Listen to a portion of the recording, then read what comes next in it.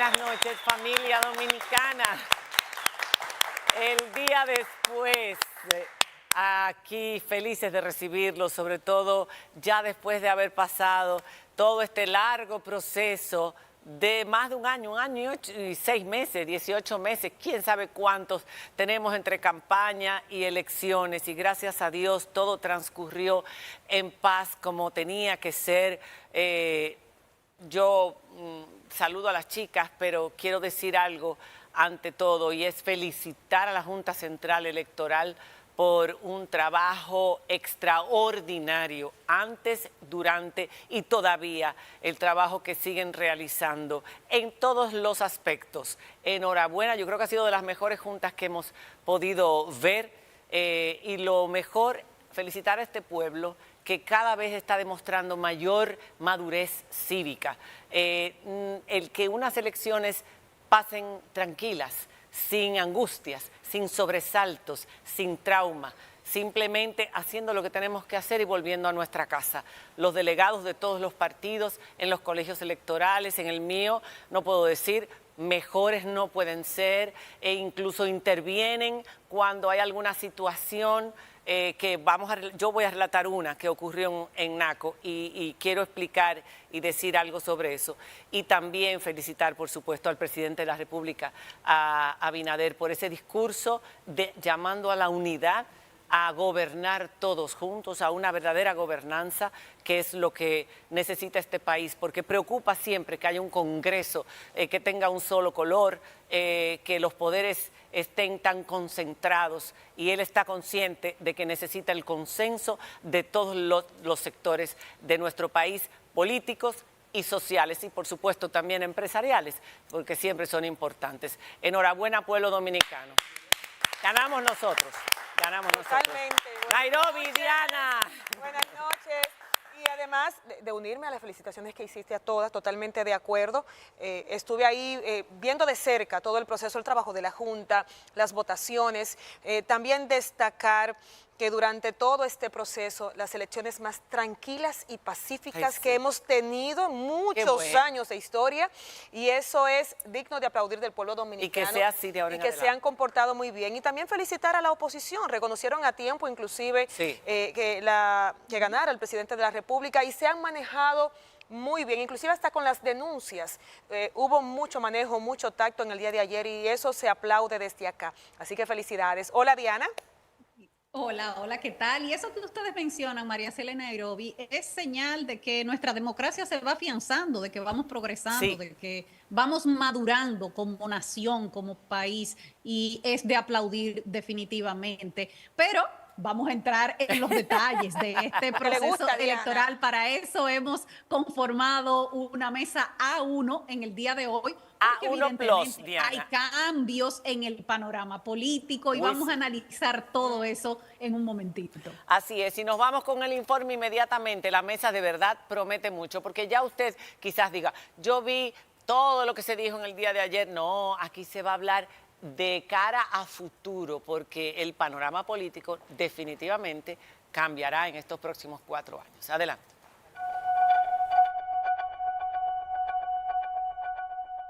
El presidente Luis Abinader logró ayer una victoria contundente, ganando en todas las provincias del país con una diferencia de casi 30 puntos por encima del segundo lugar obtenido por Leonel Fernández. Casi 4.5 millones de dominicanos acudieron a las urnas en un proceso que en general transcurrió sin mayores incidentes. Los resultados empezaron a darse a conocer desde las 8:30 de la noche, como había prometido la Junta Central Electoral, y para las 10 de la noche ya ambos candidatos opositores habían reconocido la victoria de Abinader. Los resultados finales no estuvieron muy alejados de las últimas encuestas. Abinader 57.46%, Leonel 28.84% y Abel Martínez 10.39%. Ahora se redibuja el panorama político en República Dominicana, con la Fuerza del Pueblo desplazando al PLD como segunda fuerza y quedando el Partido de la Liberación Dominicana sin ningún senador propio, pero también con varios partidos tradicionales en camino a desaparecer. Mucha atención concitó la elección del senador de la capital, donde terminó imponiéndose Omar Fernández sobre Guillermo Moreno con una diferencia de más de 16 puntos. Esto contrasta con el desempeño del PRM en la capital a nivel de diputados, donde obtuvo cerca de un 53% de los votos. Hoy en la mesa de Esta Noche, María Cela, analizamos los resultados electorales, las encuestas que más acertaron, el desempeño de la Junta Central Electoral, la promesa de Abinader de reformar la Constitución para blindar el tema de la reelección y cómo cambia el panorama político a partir de ahora. Y nuestros invitados en la mesa son Cándido Mercedes, sociólogo con especialidad en gestión del talento humano, desarrollo organizacional y gerencia social y sociología organizacional. De ahora en adelante, todos esos títulos ya no se van a volver a mencionar. Cándido Mercedes, a secas, todo el mundo sabe quién es don Cándido, además de que lleva todos esos números en esa cabeza como pocas personas. Rosario Espinal, por supuesto, también todos sabemos, es doctora en sociología, profesora emérita de sociología de la Universidad Temple University, Filadelfia, y además politóloga. Bienvenida. Ella tuvieron su dosis de televisión el día de ayer analizando el proceso en sendos canales, tanto aquí en SIN como tú que estuviste en Telesistema, Cándido, y lo hicieron fenomenal. Gracias por ese trabajo y ese servicio a la comunidad que hicieron ustedes dos. Tenemos de este lado a Elvin Calcaño, licenciado en Ciencias Políticas, un politólogo que nos gustó mucho, que nos gusta cada vez que viene, especialista en teoría política e investigador, y además joven, como nos gusta. Este es el lado joven de la mesa, ¿eh? Ay. Aquí están los jóvenes de espíritu. Mira cómo Cándido abre la boca. Los jóvenes de espíritu. No, Rosario, jóvenes de espíritu, que es la juventud más importante. Sí, porque la otra se va. ¿Verdad que sí? Y Lady Blanco, abogada, coordinadora de la Comisión Política de Participación Ciudadana, quienes también trabajaron muy duro en el día de ayer, pero desde otro ámbito. Y Yatzel Román, abogado experto en relaciones internacionales, que ha estado analizando varios temas, y entre ellos tocó el método de Hunt y la injusticia de que candidatos que fueron, por ejemplo, en el caso de José Horacio Rodríguez, el más votado en la circunscripción 1, quedara fuera, más de 14,000 votos, más que casi todos los que han sido electos. El más votado de la oposición. El más votado de la oposición, por supuesto, quedó fuera y no podrá ser porque su partido no sacó, no arrastró gente, y ya vamos a hablar de ello. Pero antes yo quisiera, simple y llanamente para redondear el tema, encuestas y procesos electorales. Rápidamente, Cándido, se utiliza mucho la encuesta para generar una percepción. Aquí en la mesa de la semana pasada dijeron, esa percepción que han dado Gallup, Mark Penn, etcétera, es falsa. Es simplemente, o sea, eso no es un estudio científico, es una percepción que han creado de que el presidente se va en primera vuelta. Vamos a dejar claro aquí cuáles fueron las encuestadoras que más cerca dieron, y vamos a poner ese cuadro, que más cerca llegaron de los resultados. Miren, mírenlo ahí. El estudio de encuesta son instrumentos técnicos científicos. Cuando se hacen bien hechas, la predicción es exacta. Miren, por ejemplo, ahora mismo Mark Penn, póngalo otra vez. Mark Penn logró 99.84% de predicción. Fue la que más se acercó. Exacto. Después Greenberg con 99.16. Después Gallup con 97.28. Y AC de media con 95. Todas dentro del nivel de confianza y con el grado de error, que es más o menos 3. El porcentaje de error. Dentro del margen de error. Entonces, cuando tú oyes que Greenberg, Mark Penn y Gallup te dicen, faltando 15 días, cómo va a ser la perspectiva electoral, tú no me puedes decir a mí como político que esas encuestas están pagadas. Yo no creo en encuestas. Cuando Gallup, por ejemplo, desde el 1986 nunca ha fallado. Mark Penn siempre ha estado dentro de los límites del error. O sea, entonces vamos a actuar con mayor imaginación. ¿Qué significa eso? Que una gran parte de la partidocracia dominicana no quiere entender el reconocimiento de la ciencia como elemento fundamental para su accionar político. ¿Y qué demostró ahora? Gallup, Marspen, Griven, hace de media, que sí hay que... Pero la gente sí se lleva de las encuestas y la gente sí sabía cuál iba a ser el resultado. Todo el con el que uno hablaba decía, eso se va en primera vuelta. Percibía.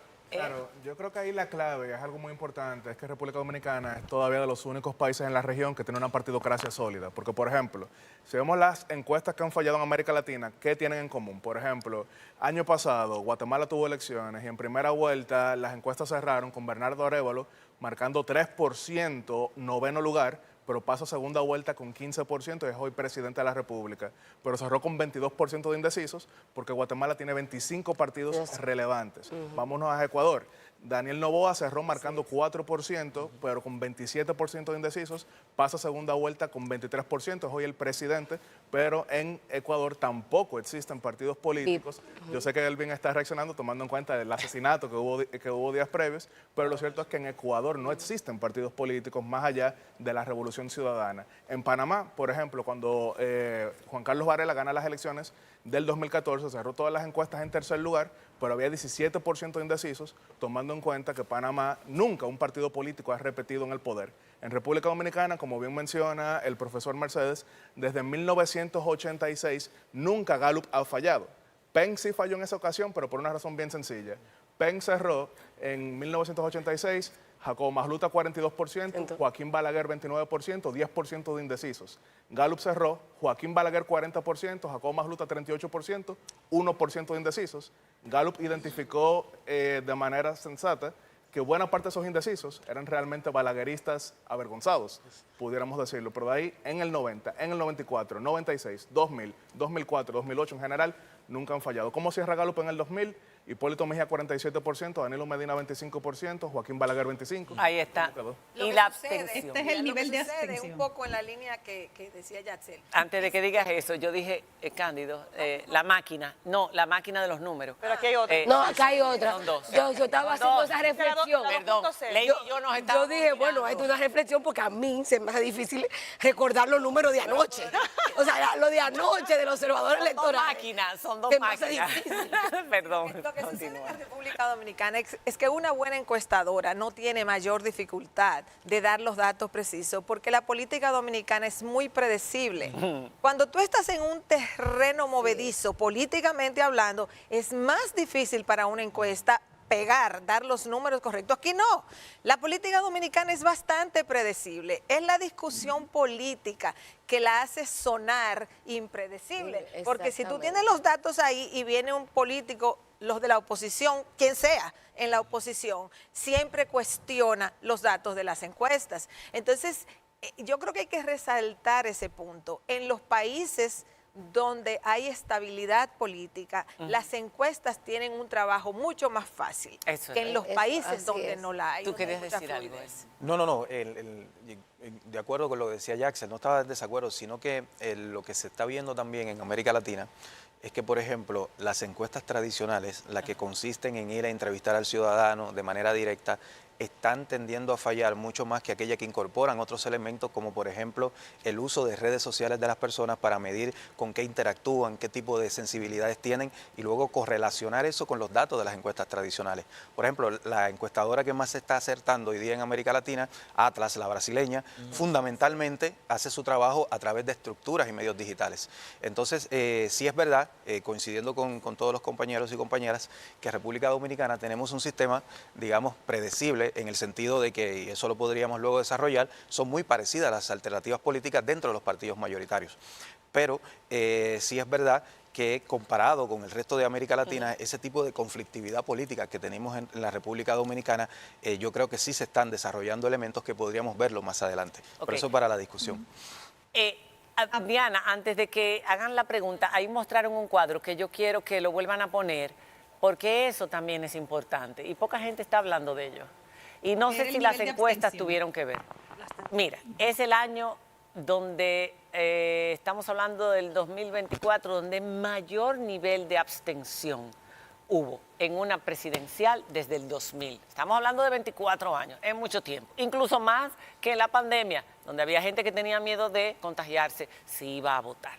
Y yo quiero que ustedes me digan rápidamente a qué ustedes se creen que se debió ese nivel tan alto de abstención por lo que uno veía en los colegios que estaban prácticamente vacíos. O sea, y yo decía, pero esto está igual que las municipales. Mira, yo puedo decir que en el caso de los observadores electorales, en esa primera tanda, porque nosotros hacemos 2 tandas de observación, una de nuestras preocupaciones era la afluencia de personas, porque nuestros observadores nos reportaban, sobre todo en esos lugares donde eran muy concurrentes las elecciones en las presidenciales, que no había esa afluencia. Y nos generaba niveles de preocupación y decíamos, pero ¿qué está pasando? ¿Por qué no se está acercando el ciudadano a votar de la manera masiva como se esperaba, quizá en Cristo Rey, en Gualey, en Guachupita, en Capotillo, donde teníamos observadores que estaban esperando en esos colegios masivos y que no llegaban los electores a votar? Entonces, yo creo que hay una reflexión. Yo sé que ahorita estábamos hablando con Cándido y me trajo unas estadísticas muy interesantes que realmente la va a compartir con nosotros, pero yo creo que todavía persiste esa desafección por la política y a pesar de todo, quizás las propuestas que están presentando los diferentes partidos todavía no convocan al electorado y eso es un ejemplo de cómo está surgiendo la antipolítica y el antisistema. Mira cómo pasa el PRD a pasar a un plano olvidadizo, como quien dice, del proceso electoral, y surge una nueva fuerza política. Una nueva fuerza política queda en cuarto lugar, que tiene obviamente un discurso muy antiderechos, sobre todo también, pero muy antisistema. Entonces, hay que tener mucho cuidado en la forma en cómo estamos visibilizando ese descontento de la política en la República Dominicana. Sí, Cándido. un chino. Mira, ayer fuera de cámara, estaba hablando con Erwin, con ella, tenemos que hacer un estudio en República Dominicana, porque siempre decimos, bueno, desde hace 5 décadas la abstención ha estado a nivel presidencial en un 28 a un 32%, 69, 70 votos, pero ahora ha ido bajando. Entonces tenemos que buscar cuáles son las causas que están originando esa abstención que está por encima del promedio que teníamos hasta el 2016, ¿qué está ocurriendo? Entonces me puse a hacer un ejercicio. El censo de la población dominicana fue de 10.760.028. El padrón es 8.145.548. Ahora bien, cuando tú mides las provincias, tú te encuentras que la Altagracia tiene 446.000 habitantes. Pero cuando mide el padrón, tiene 181.000, 41%. Si tú le extraes el 23% a ese censo de la gente que tiene entre 0 y 23 años, y 18 que no tenga el padrón, tú tienes un 20% de la población que reside en la provincia de Altagracia que no tiene cédula para votar ahí. ¿Qué por ciento de ese no vota? Y alguien me dirá que está al lado de mí a la derecha. Pero antes vivía mucho la gente. No, en los últimos 8 años, hay una migración. La movilidad territorial, los flotantes han crecido. Cuando tú miras, Romana, aquí San Cristóbal tiene 666.000 habitantes, pero hay un 25% que es flotante. Sí. O sea, la movilidad, tú le achacas eso a la movilidad, no, que la gente, pero la gente se mueve para ir a votar, a donde le toca. Eso es un factor que puede incidir. Mira, yo hace años que estoy planteando que uno de los factores que incide en la abstención es la migración, sea local o sea hacia afuera. Okay. Yo lo he dicho hace mucho tiempo eso. Y consideraba que un nivel de abstención como era antes del 2020, o sea, un nivel de abstención que entre 1978 y el 2016 el promedio era 27%. Sí, es normal. Exacto. Eso es normal. Exacto. Ahora bien, en la pandemia se disparó a casi 45% y ahora subió un poquitico más del 45%. En la pandemia, cuando se registró aquella abstención, yo dije, hay que esperar el 2024 antes de hablar mucho de este tema para ver si es efecto de la pandemia y todo vuelve a su nivel después. No volvió a su nivel. No. Entonces, hay un factor importante de movilidad geográfica que hay que analizar, no se ha analizado, esto requiere pensar y buscar números, que es el de la movilidad, pero hay otros que yo quiero mencionar. lo que yo quiero mencionar son los siguientes. La oposición representa lo que fue una franja electoral sumamente importante, el PLDismo en sentido general. Lo tengo aquí. Esa es una franja electoral importante. Al estar dividida, y ver los números de las encuestas. Esa división desmotiva su base. Claro. Estamos hablando del electorado, no estoy hablando de los activistas ni de los dirigentes, estoy hablando de la base electoral. Entonces, al estar dividida, dividido el PLDismo en dos fuerzas, en dos partidos, eso puede ser que esté desmotivando un segmento que votaba por ellos. Ese es un factor. El otro factor, porque yo me estoy concentrando ahora en los partidos, el otro factor que puede estar operando es el siguiente. Ya yo hice los cálculos. De esto sí, porque yo le hice tenía la tabla hecha hasta el 20, solo le agregué el 24. El PRM, o en este caso Luis Abinader, aunque gana claramente con un 57% ayer y un 52.5% en el 20%, pero el porcentaje total de votos que logra en relación con el padrón es menor que lo que obtenía el PRD y los candidatos Hipólito, Leonel, los líderes de masa, como decía. O sea, ellos lograron porcentajes con relación al padrón mucho más alto que lo que ha logrado Abinader en el 20 y en el 24. Puede ser una función de la fortaleza del sistema de partidos. Como los partidos se han estado dividiendo, las grandes marcas de partidos se han estado dividiendo y saliendo de circulación, como le pasó al Reformista, ahora le pasó al PRD, y no sabemos hacia dónde va el PLD. Entonces, puede ser que ese proceso de fraccionamiento y de desintegración de los partidos esté jugando un papel también. Nos vamos a ir a una pausa, porque ya son las 8:20. Tenemos que hacer la primera pausa, pero yo preguntaba también si el mismo hecho de saber que ese hombre está ganado, ¿para qué yo me voy a mover? Claro, así durante 20 años. ¿Para qué me voy a mover? No, las distancias tan grandes. Claro que es grandísimo. Es demasiado. Claro. En el 16 Yo he planteado, el sistema político dominicano en este siglo XXI ha estado operando con un partido dominante, no con un bipartidismo. Primero fue el PLD, del 2004 al 2020. Después el PRD. Y ahora, el PLD, ya.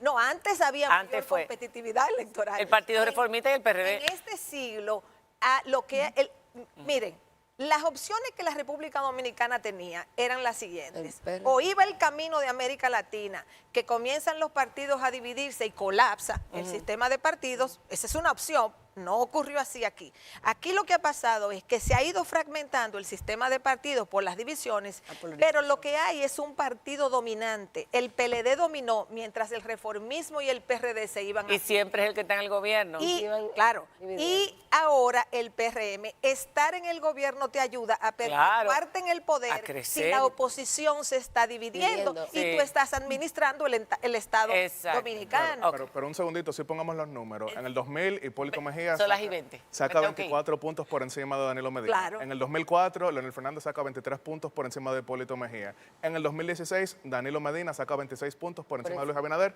Y hoy son 32 puntos. Nos tenemos que ir. Para dejar una pregunta en el aire, justamente hablando de ese fraccionamiento, quiero saber si está relacionado con lo que viene. Quiero ir al voto Guillermo Moreno, Omar Fernández. Cuando yo era niña, recuerdo a mi padre que decía hay que votar por tal partido, el candidato que fuera. Ahora hemos visto cómo se ha fraccionado y salía inclusive el titular de un periódico que decía que 70,000 personas que votaron por Luis Abinader no votaron por Guillermo Moreno. ¿A qué se debe esto? ¿La gente está eligiendo votar por los candidatos más que por los partidos? ¿Se ha fraccionado también? Eso quiero analizarlo cuando regresemos. Está cambiando el electorado. Eso es una de esas y también el distrito. Está cambiando el electorado. De la ciudadanía. Diana, deja tu pregunta en el aire también. Déjala. No, tenemos que analizar qué va a pasar con el PLD, que pasa a ser ahora una tercera fuerza y se queda sin senadores en el Congreso. Vamos a analizar también la desaparición de algunos partidos. Cuando regresemos de la pausa, nuestro hashtag elecciones24ENM para cualquier comentario, a ver si lo podemos compartir con nuestros contertulios. Ya regresamos.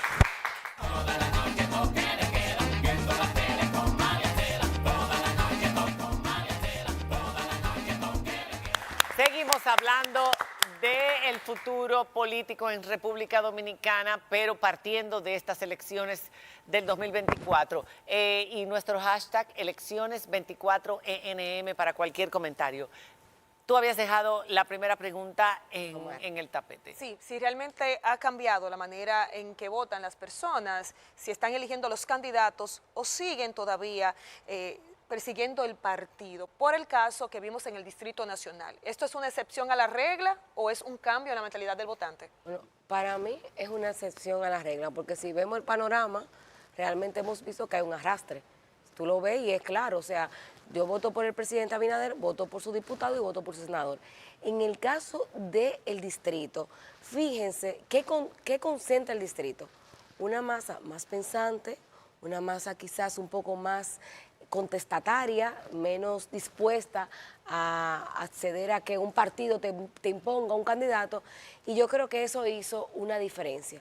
Sobre todo también que había un voto joven que estaba ahí, un voto conservador. Y los jóvenes sí están detrás de saber quiénes son los candidatos, claro, y vieron los debates. Y vieron los debates, o sea, hubo varios componentes que ayudaron a Omar a ganar ese curul, eso es así.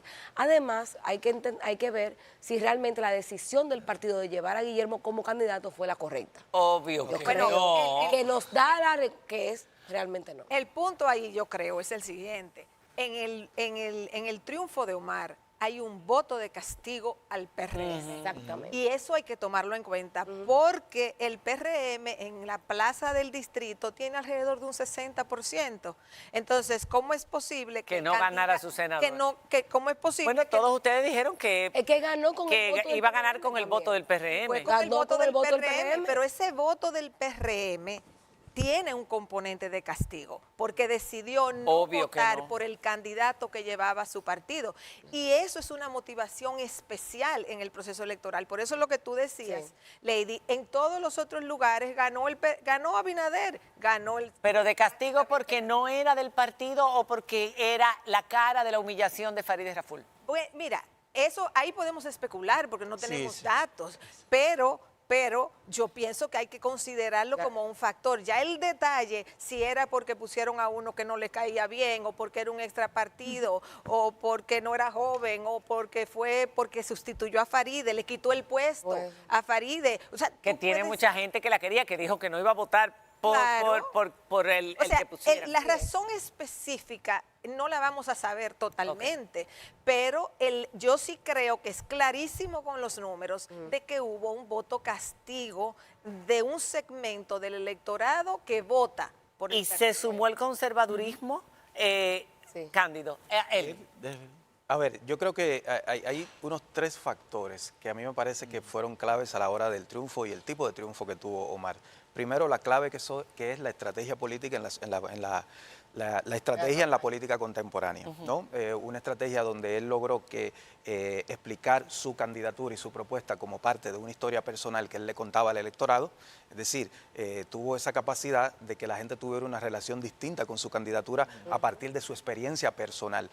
Un candidato que yo lo estaba advirtiendo, le comentaba a algunas personas ya desde el año pasado, el tipo de manejo que él tenía en las redes sociales era un manejo estratégico y milimétrico en términos de cómo él convertirse en parte de la experiencia personal del quien lo estaba viendo. Entonces a mí me parece que hay un elemento que no lo estamos viendo en esta discusión que tiene que ver con la autonomía que puede tener una buena estrategia independiente de cómo sea la coyuntura en sentido general. Y él logró con eso ganar rompiendo una tendencia que era la de ayer de un triunfo abrumador. Y el conservadurismo, vuelvo y repito, que se ha vuelto cada vez más importante. Ahí voy con el segundo elemento. La sociedad dominicana evidentemente es una sociedad que se está derechizando.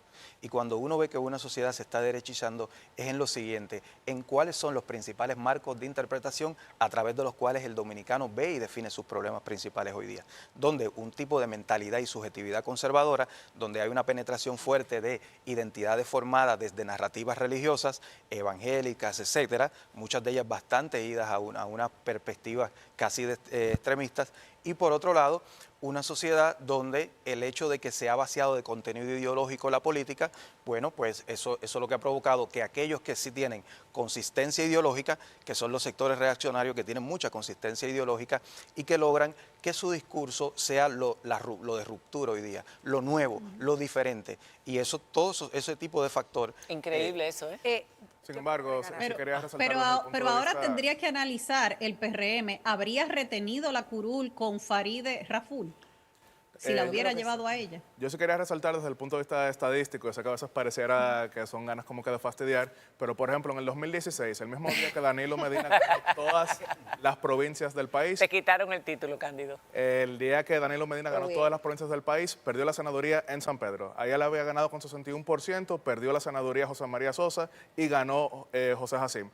Ganó Puerto Plata con 65%. Sí, pero vámonos a hoy. Ya. Claro, lo que estoy diciendo desde el punto de vista de la pregunta de si esto es atípico, no, es la norma. Lo que sí es atípico es lo que estamos viendo en la Cámara de Diputados, donde todo apunta a 78% de los diputados en el Partido Primera vez Republicano que tiene un partido 1974 sería la opción, hace 50 años.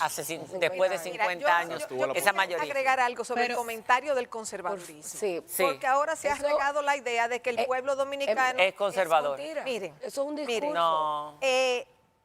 Hay una la práctica encuesta de no es así. cultura política que se llama el Barómetro de las Américas. Si uno ve la trayectoria, a una pregunta que hay en esa encuesta, en una escala de 1 a 10, donde 1 es la derecha y 10 es la izquierda, ¿dónde se coloca usted? Esa es la pregunta. Y los datos a través de los últimos años es que cuando tú le haces esa pregunta a los dominicanos, se han movido hacia la izquierda, lo que sea que signifique para ellos izquierda o derecha. Sí. No, porque no voy a entrar en ese debate. Porque aquí no está muy claro en este país eso, ¿eh? No, pero lo que quiero señalar es que es cierto que en el mundo hay un giro conservador. Claro, hay un giro conservador porque están en reacción a los Sí. avances que se lograron en los últimos 50 años, en fines del siglo XX, vamos Esto a es decir. cíclico, ¿eh? Esto es cíclico. ¿Tú te acuerdas de los reaccionarios?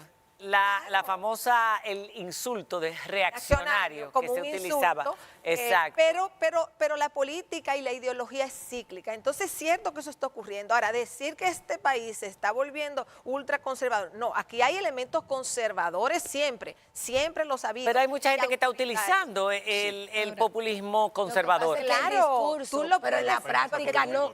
Pero en la práctica el dominicano no es conservador. Tú lo puedes movilizar el discurso. Tú como político, y ahí es donde los políticos tienen mucha responsabilidad de lo que ocurre. Yo siempre digo, el pueblo dominicano no es conservador, las élites dominicanas son conservadoras y mueven los ejes de la política dominicana en torno al conservadurismo. Pero yo quería agregar un punto a lo que él Solo un decía matiz. de Omar. Yo quiero agregar un elemento que no hemos mencionado del caso de Omar. Como el PRM quiso desmontar a Faride y le tomó un tiempo lograr su hazaña de desmontarla, Él tuvo tiempo en para hacer ese campaña. proceso de desmontar a Faride, ellos dejaron un vacío político y ahí fue que Omar prendió.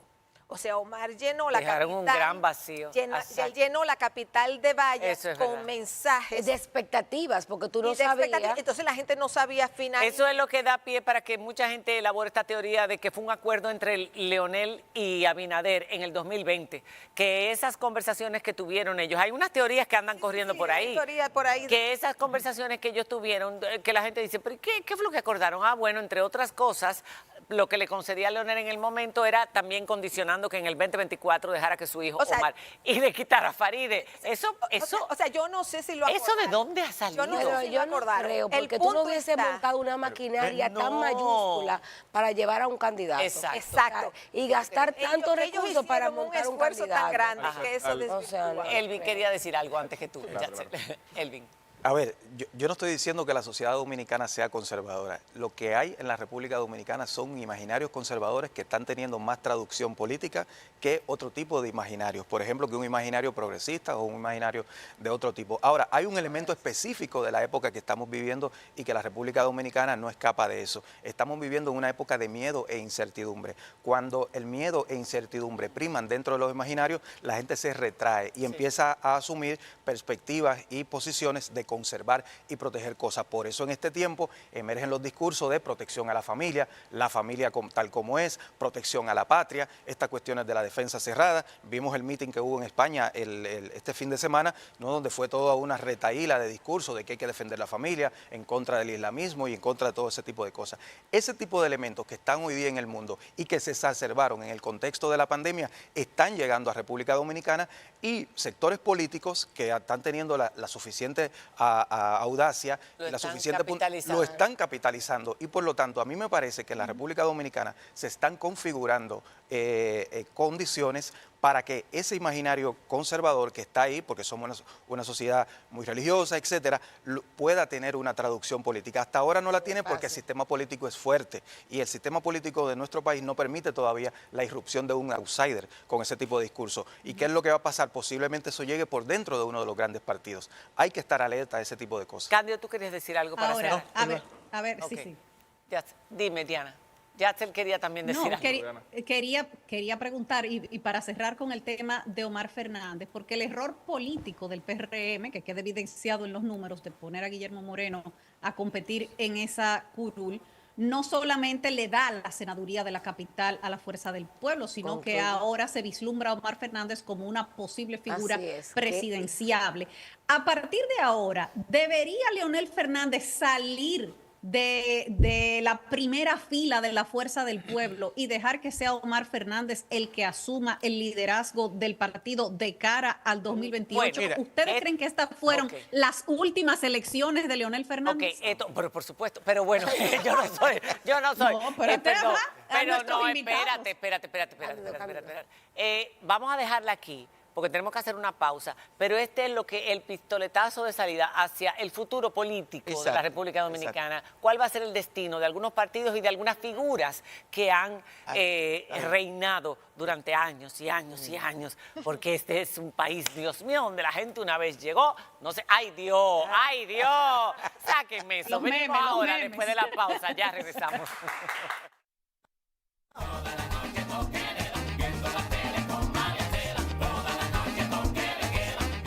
El futuro político de partidos y de políticos, de personas. Si hay algo interesante en las elecciones de ayer, es que va a haber una nueva recomposición y articulación y renovación de la élite política al interior. ¿Qué va a pasar con el PLD? El PLD va a tener que inexorablemente renovarse. No es posible que Danilo Medina siga siendo presidente del PLD. Desde enero del 2019 no ha habido una táctica y una estrategia que él ha tenido éxito.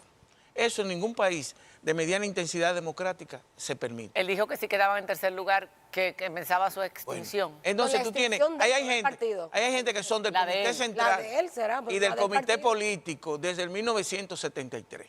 Hay que renovarlo. Y tú tienes gente buena como Juan Ariel, tu amigo.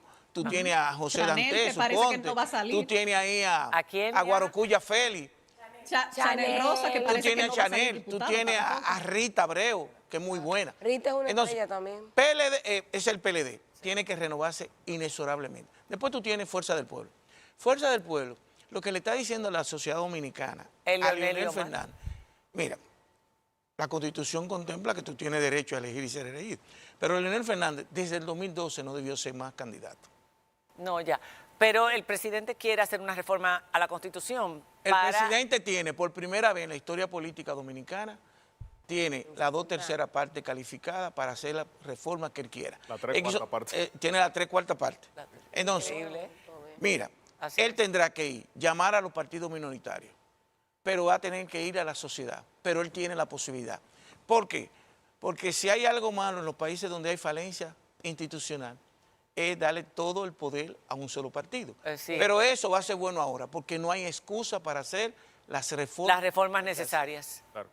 Un solo minuto. La reforma, es importante resaltar que el presidente Luis Abinader ha propuesto ser el primer presidente que reformará para limitar el poder. Eso es algo a aplaudir. Ahora, que yo sí quiero modificar a futuro, no necesariamente de partidos. República Dominicana no puede seguir teniendo un Senado uninominal provincial porque quien gane siempre tendrá 90%. Qué bueno que por quien yo voté ayer lo logró, pero no debería ser a futuro. Yo eliminaría el Senado, no la Cámara, sino provincial, de forma tal de que sea por regiones. Y el método de Juntos, rapidito.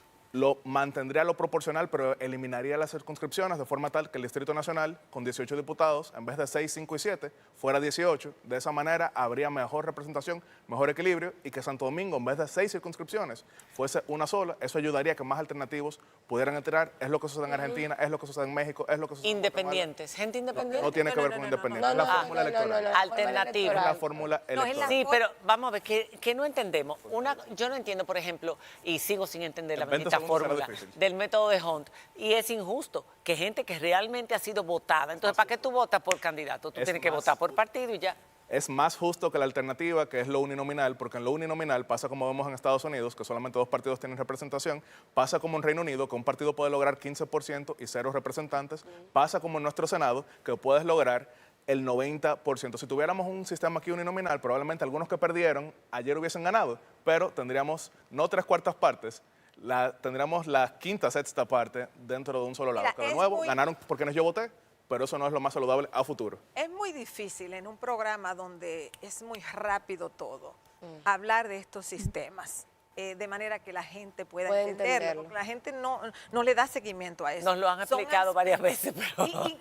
Incluso si se explica, no es fácil recordarlo. Ahora, lo que él está diciendo, yo voy a tratar de decirlo, quizás Traducirlo. de otra manera. Por favor, gracias. Y es lo siguiente. Aquí hubo una corriente en los años 90 de crear circunscripciones, como la C1, la C2, pequeñas o medianas. Lo que él está diciendo es, si nosotros juntamos las 3 circunscripciones del Distrito Nacional, para poner un ejemplo, y en vez de ser 6, 7, 6, 5. 5. son todos juntos, al ser más grande, cuando tú haces la tablita del cálculo de Hunt, te pueden caer más candidatos de partidos más pequeños. El método de Hunt es una fórmula que aquí no tiene sentido explicarla así hablando, a menos que uno hiciera un video didáctico, pero es una fórmula que se aplica en los casos, como es la Cámara de Diputados, de circunscripciones plurinominales. Lo que él estaba diciendo es, las plurinominales quiere decir que va un grupo de personas en cada boleta, no una sola. Sí. En el Senado, cada partido o alianza de partido Lleva presenta uno. una persona Sí. como candidato o candidata a senador, ¿verdad? En la Cámara de Diputados es una lista.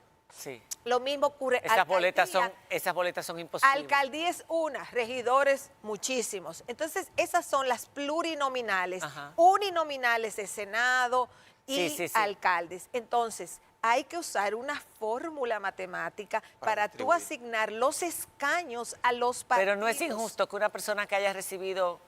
Ningún, La mayor mira, yo cantidad de repito, votos, yo casi he la mayor dicho y he cantidad de repetido votos lo no siguiente entra. muchas veces. Pero con esa misma- Ningún dispositivo electoral es totalmente justo. bueno o perfecto. Todos tienen ventajas o Ok. desventajas. Y uno escoge, después de analizar las distintas alternativas, las ventajas o las desventajas que tiene cada uno. En, Ok. en un sistema de representación proporcional, Ok. como es la Cámara, hay que usar un método matemático para asignar los escaños. Lady. Yo quiero cerrar diciendo que obviamente sí los partidos todos tienen que renovarse a lo interno, sobre todo el PLD, obviamente. ¿Qué partidos Ahora bien.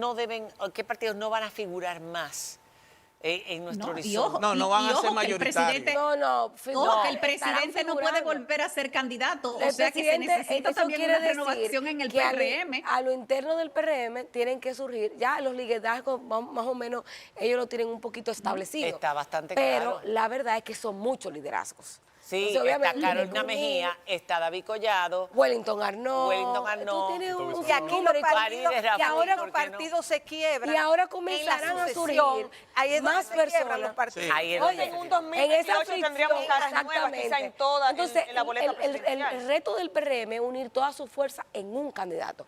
Ahora bien, nosotros como sociedad El de la Fuerza del tenemos- Pueblo, el de Omar, ahora. Omar, Decirle a su yo creo papá, que se- papi. bueno, y lo que pasa es que yo Lo que entiendo pasa es que como ya- son una mini monarquía. ya eso, entonces exactamente. se sabe. Ya eso, No es el padre, eso no es un será el partido, hijo. eso es O como sea, una asociación, ahí no donde hay un dueño. problema. En la Fuerza del Pueblo no hay problema, porque si no es el padre, es el hijo.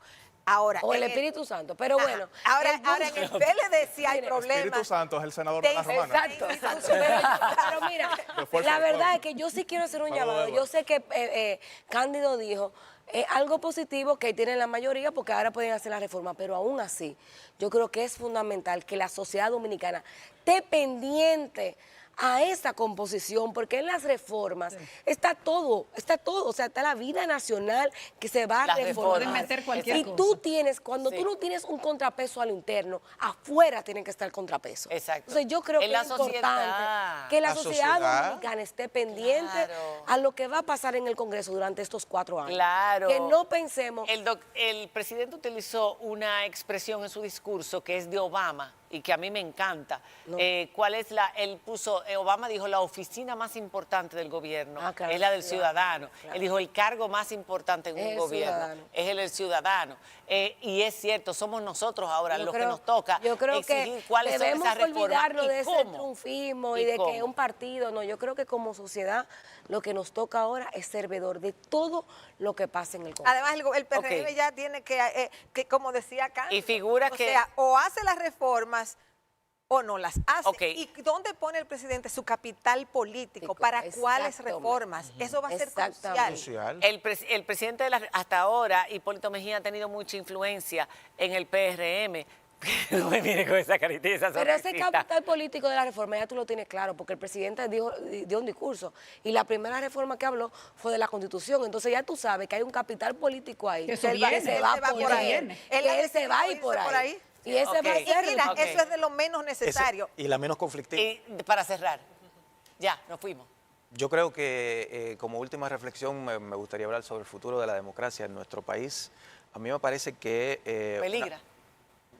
Todas las democracias están peligrando en el tiempo presente del siglo XXI, por las características que hablaba hace un rato, un tiempo de miedo, incertidumbre, donde los ciudadanos tienen una relación conflictiva con la política, ya no la valoran, elementos como la democracia no se valoran igual. Vemos en El Salvador, donde en nombre de los resultados y de la eficiencia de cara a la seguridad se suspende la democracia con el 80% de aprobación. Yo lo que quería señalar era, en la República, en nuestro país, la República no necesariamente está reflejando la diversidad que existe dentro de la sociedad. Vemos unos partidos políticos, sobre todo los mayoritarios, bastante iguales en cuanto a sus propuestas y en cuanto a sus estilos políticos. La sociedad no es así, en la sociedad hay mucha más diversidad.